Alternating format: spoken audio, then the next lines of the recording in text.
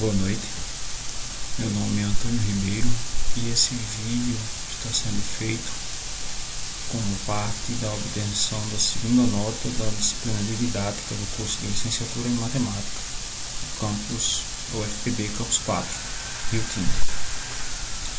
Está sendo realizado dessa forma através de vídeo devido ao isolamento social que estamos passando, graças em decorrência do Covid-19. Ok, e agora dá início à aula.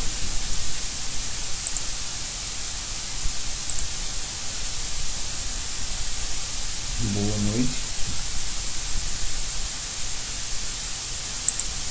A aula de hoje é sobre simetria e ela é ofertada para uma turma do 5º ano no ensino fundamental. Simetria é por vezes definida como proporções perfeitas e harmoniosas, ou uma estrutura que permite que um objeto seja dividido em partes de igual formato e tamanho. Isso várias vezes. Aqui na tela trouxe dois exemplos. Primeiro, dessa borboleta, que pode ser dividido em duas partes de mesmo formato. E ao lado, uma flor, que também pode ser dividido por 1, 2, 3, 4, 5, 6, 7, 8, 9, 10 formatos, 10 partes iguais. Nesse tópico, nós vamos ver que essa linha, que aqui tem uma setinha vermelha, eu representei como uma seta vermelha, ela com a experiência, você se torna uma linha imaginária.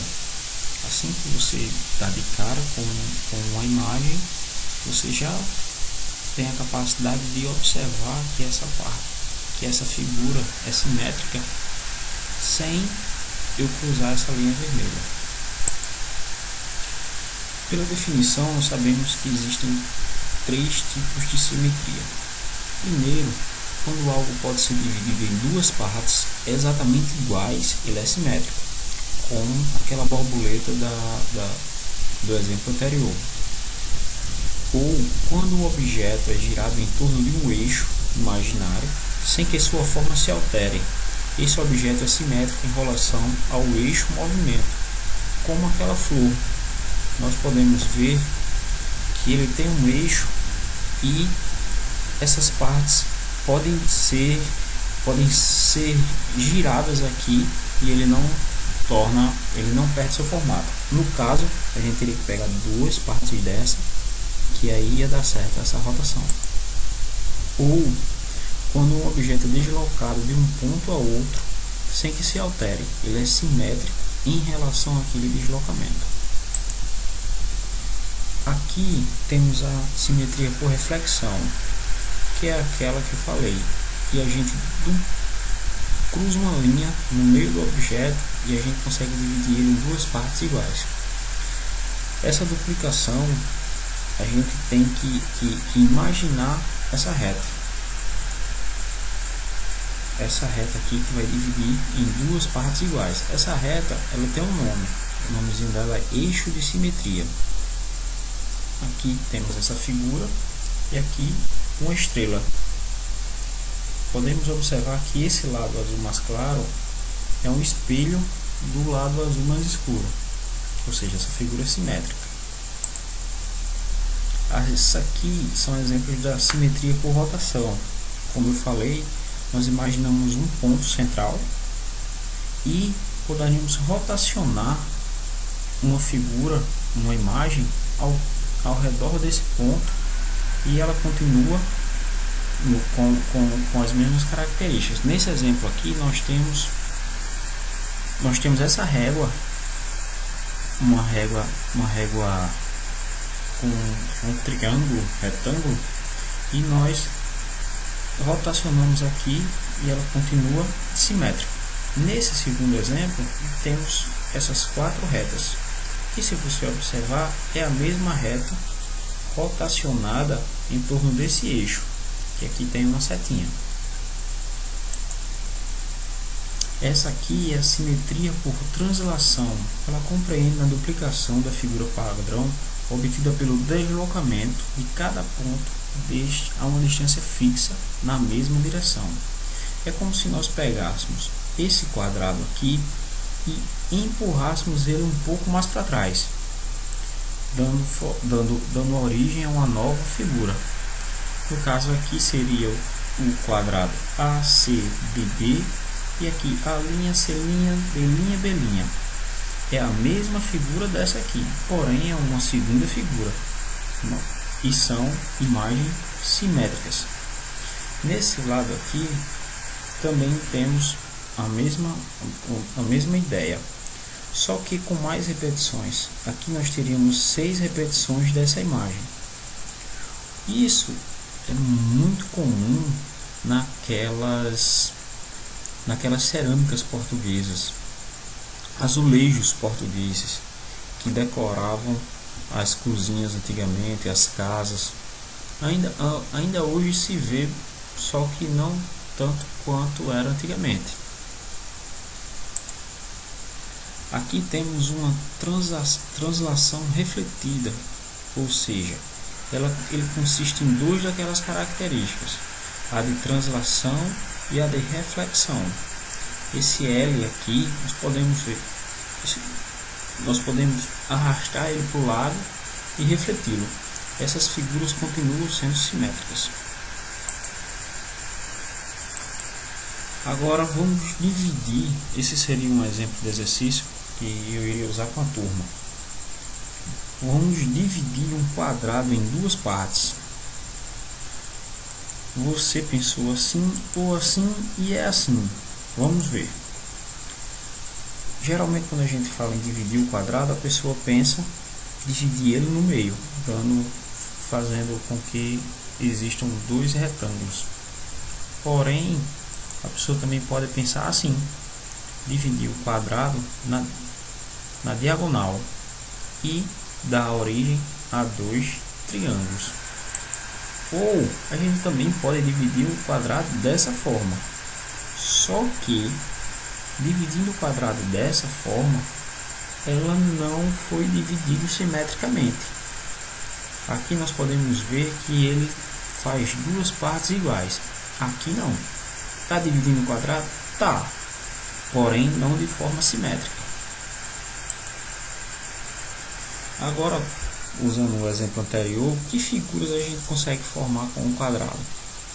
Dividindo ao meio, nós conseguimos dois retângulos. Se você baixar esse um pouquinho, transladar esse um pouquinho, a gente consegue um polinômio de 8 lados, um octógono. Se a gente girar um desses retângulos, nós temos um hexágono, um polinômio com 6 lados, 1, 2, 3, 4, 5, 6. Ou se nós colocarmos um em cima do outro, a gente tem um retângulo maior que aquele, 2 vezes maior do que aquele que deu origem. Agora vamos resolver um problema, seria interessante resolver com a turma. Problema: como podemos representar o número de ladrilhos da borda do piso do chuveiro sem precisar contar uma a uma? Assim, essas pecinhas azuis nós temos que contar, só que nós não podemos contar 1, 2, 3, 4, contar todas. Como poderíamos chegar nesse resultado? De várias formas. Primeiro, nós podemos contar quantas azul escuro tem, no caso 4, e contar quantos claros tem em cada lado. Tem 1, 2, 3, 4, 5. Então nós podemos ver que temos 4 azul escuro e 4 vezes 5. Então está aqui 4 mais 4 vezes 5. 4 vezes 5, 20 mais 4, 24. Ou a gente pode pensar diferente. Quantos ladrilhos tem no total? 1, 2, 3, 4, 5, 6, 7. Então eu sei que temos aqui 7 vezes 7, essa é a quantidade de ladrilhos totais. E subtrair a quantidade de ladrilhos brancos. 1, 2, 3, 4, 5. 5 vezes 5. Teríamos o mesmo resultado do inicial aqui. Existem várias formas também de se tentar. Tentaríamos em sala algumas outras maneiras que ficasse mais fácil para cada um visualizar.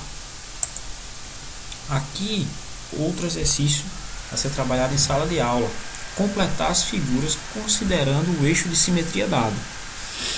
O eixo de simetria é esse vermelhinho aqui. Então, os alunos tentariam desenhar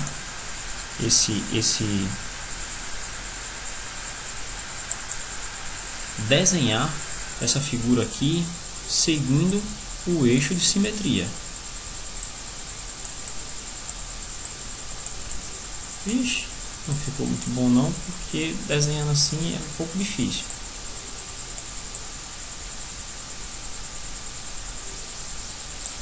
Aqui e aqui. Podemos observar que essas estrelas são diferentes uma da outra. Quando a gente olha de início, acha que é uma só, mas é como se o eixo de simetria cortasse a estrela em pontos diferentes. Outro exercício bem interessante seria localizar eixos de simetrias em figuras planas. Neste exemplo que eu trago aqui, eu trago as letras do alfabeto, que são simétricas, e nós podemos visualizar os seus eixos de simetria. O A seria aqui, o E aqui, o I bem no meio, ou assim. Ele é simétrico das duas formas. O O da mesma forma. E o U apenas assim. Todas as letras são simétricas? Não, nem todas as letras são simétricas. Por exemplo, a letra R. Nós não conseguimos visualizar um eixo de simetria. Ok? Outra atividade que pode ser abordada com esse assunto é o quebra-cabeça com o uso de Tangram. Ele além de trabalhar essa parte de simetria, ele ajuda no espaço-forma, aritmética e grandezas e medidas. Muito interessante de se trabalhar. E existe um desafio, isso na sala de aula, que o professor pode abordar, de ensinar como funciona o Tangram.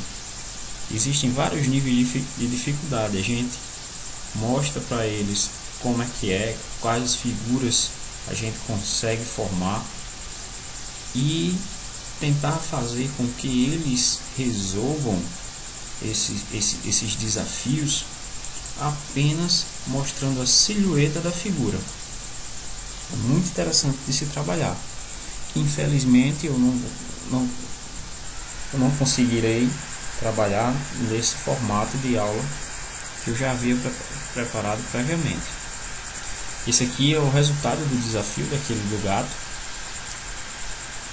e é muito interessante.